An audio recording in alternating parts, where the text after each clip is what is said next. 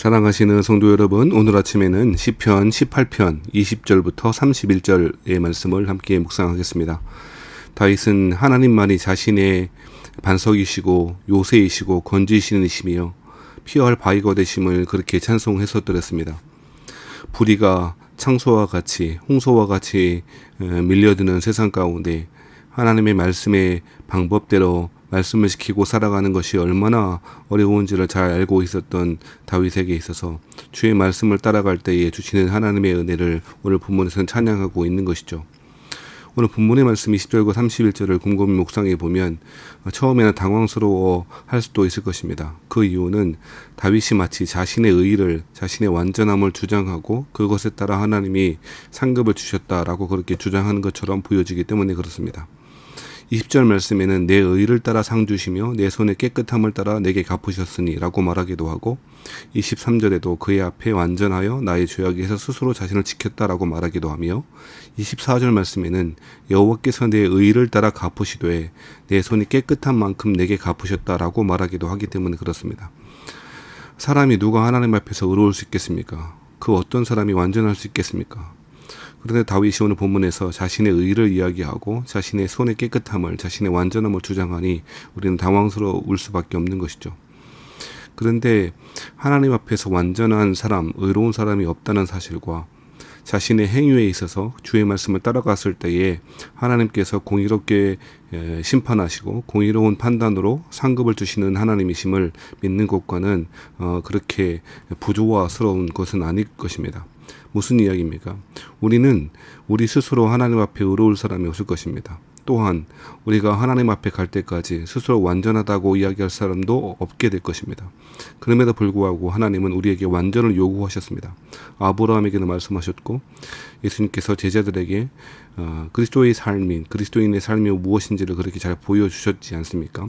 말씀을 따라갈 때 실수할 수 있고 넘어질 수도 있으며 완전함, 우리가 그 완전함이라고 하는 것은 우리가 하나님 앞에 갈 때까지 달성하지 못할 수도 있을 것입니다만 그럼에도 불구하고 하나님은 당신의 백성들이 자신의 독생하신 아들 예수님을 통해서 의롭다고 선언하셨고 그 의로운 삶을 살아가도록 요구하시고 계시는 것이죠. 다윗은 이러한 사실을 잘 보여주고 있다는 것입니다. 오늘 본문에서 하나님은 공의롭게 심판하시는 분으로 소개하고 있습니다.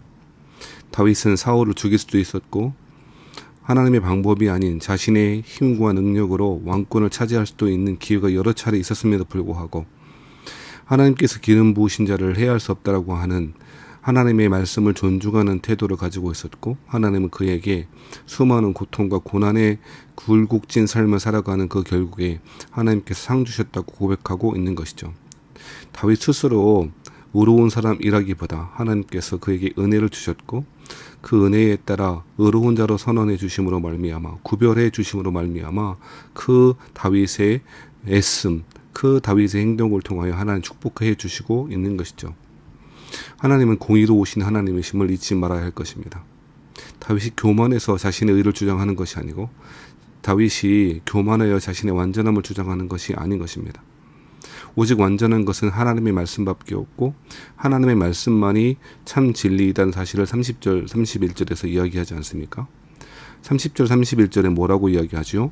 하나님의 도는 완전하고 여호와의 말씀을 순수하니 그는 자기에게 피하는 모든 자의 방패시로다 라고 이야기하고 있죠. 31절 말씀에는 여호와 외에 누가 하나님이며 우리 하나님 외에 누가 반석이냐라고도 이야기하고 있습니다. 그러므로 교만하여 자신의 의로움을 주장하는 것이 아니라 오직 완전한 진리, 완전함을 주시는 것은 하나님이시고 하나님의 말씀임을 그렇게 고백하고 있는 것이죠. 그러므로 그리스도 안에서 그리스도인들은 하나님께서 주신 예수님을 통해서 주신 그 의로움을 가지고 그 의로운 행실로 그 하나님의 은혜의 삶으로 그렇게 드러내 보여야 할 것입니다. 다윗은 그 사실을 잘 보여주고 있습니다. 우리는 때때로 하나님의 말씀을 경홀히 여기고 하나님의 말씀대로 살지 못하는 것을 우리의 연약함 때문이라고 이야기합니다.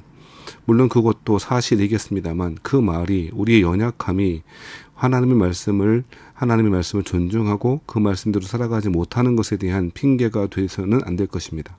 오히려 다윗처럼 내 하나님께서 내 의를 따라 상 주셨음을, 내 손의 깨끗함을 따라 내게 주셨음을 그렇게 고백할 수 있는 신앙의 담대함과 신앙의 행동들이 있어야 될 줄 믿습니다. 왜 그렇습니까?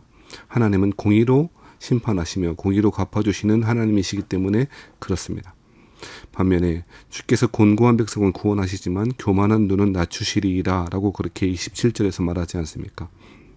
마치 달란트 비유에서 주인은 완고한 사람이라고 수전노라고 비난하며 한 달란트 받은 종이 그 주인의 마음을 오해하여 자신이 받은 달란트를 밭에 감추어 두었다가 주인이 돌아왔을 때 그대로 돌려줬던 그 한 달란트 받은 종과 같은 마음이 바로 교만한 마음 아닙니까?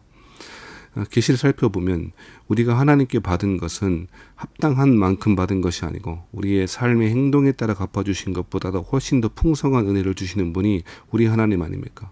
우리가 무슨 행동을 했기에 무슨 선한 일을 했기에 하나님의 은혜를 주십니까? 오직 하나님의 은혜로 선물로 풍성하게 우리가 행한 것 이상으로 주시는 분이 하나님이신 것 아니겠습니까? 사랑하시는 성도 여러분, 하나님은 상 주시는 이심을 믿어야 할 것입니다. 하나님께 나아가는 자마다 하나님이 계신 곳과 그가 자기를 찾는 자들에게 상 주시는 이심을 믿어야 할지니라 고백했던 것처럼 다윗의 이 의로운 삶, 다윗이 하나님 말씀을 존중하고 무겁게 여기며 사랑했던 이 삶을 따라 오늘도 저와 여러분에게 주신 신앙의 길을 잘 걸어가시는 하루가 되시기를 주의 이름으로 축원합니다.